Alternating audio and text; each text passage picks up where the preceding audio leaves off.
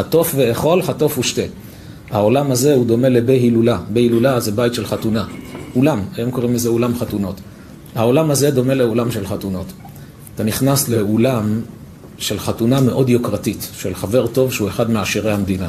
אתה איפה רק אחד העובדים שלו, אבל הוא אחד מעשירי העולם. ויש שם חתונת פאר. והמלצרים, שכל אחד נראה כמו החתן בכבודו ובעצמו, עם הלבוש שלו, ניגש אליך וקד לפניך, אדוני רוצה את זה, או רוצה את זה, אולי תאכל מזה, תשתה מזה. ואתה, ברוך השם, מרגיש מלך העולם, פינוקים. הסתיימה החתונה, יצאת לחנייה, דיברת שם עם מישהו חצי שעה, פתאום אתה נהיה צמא, קרה, צמא, קיץ, חם. נכנס לאולם, אתה רואה שפינו את כל השולחנות, אין מפות, אין כלום. ניגש למלצר שקד לפניך לפני, אפשר כוס קולה? הוא מראה לך את הדלת, אתה רואה את הדלת? אתה אומר לו, רגע, אתה לפני שעה, איך התייחסת? הוא אומר לו, זה בחתונה, הסתיימה החתונה, אתה רוצה לשתות? אז יכלת, לא עכשיו. אומרים חז"ל, תדע, היי על מה, העולם הזה הוא כמו בהילולה. חטוף ואכול, חטוף ושתה.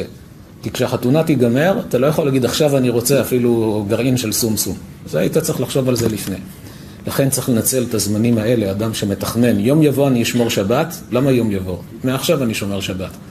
אני שואף ללכת עם כיפה. למה שואף? עכשיו מתחיל עם כיפה. רוצה צניעות, מעכשיו.